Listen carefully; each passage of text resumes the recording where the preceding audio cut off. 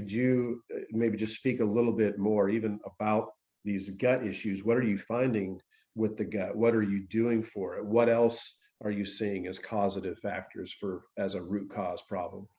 Yeah.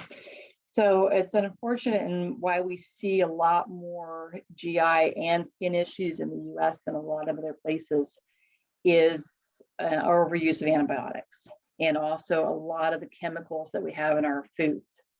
And so when we kind of take that double whammy and you disrupt that gut flora from very early age, and so especially when we look at, some infants are born on antibiotics if mom tested positive for strep B, if they're born by C-section, then if they turn around and have strep throat, ear infections, any of those types of things, and they're basically within the first 2 years of life, some infants, some kids have been on 7, 8, 9, 10 rounds of antibiotics, and that was my story.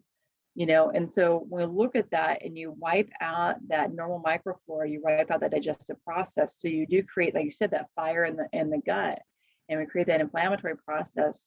Then we create a dysbiosis and overgrowth of what we call SIBO bacteria or yeast, candidiasis.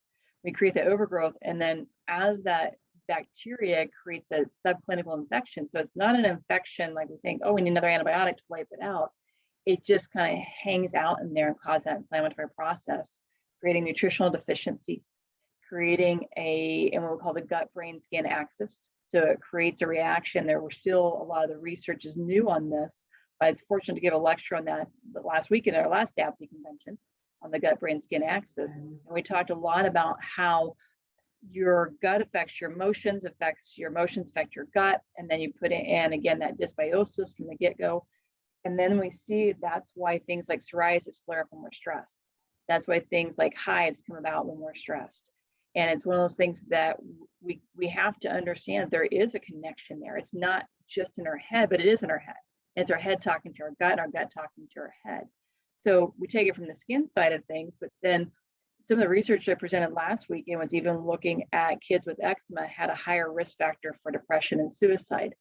Kids with eczema had problems, more likely to have to go to a speech therapist for speech issues, right? And so we look at in patients with Parkinson's, with neurologic conditions, more likely to have skin conditions.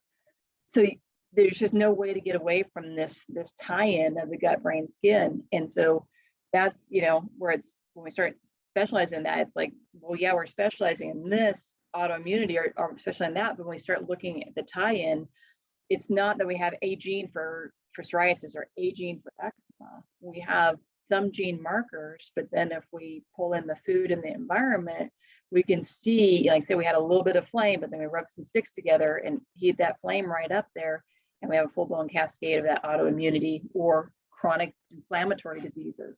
You look at even diabetes and cardiovascular disease, and there's even association with those in the use of antibiotics. In fact, if a kid has more than 2 antibiotics before the age of 2, they're 50% more likely to have obesity or diabetes as an adult. And so, instead of talking about, hey, you had too many things of ice cream last week and that's what's causing your diabetes, well, we have to go backwards and look at, no, you had this building up since it didn't start from last week. It started from 20 years ago, and it just slowly kept building.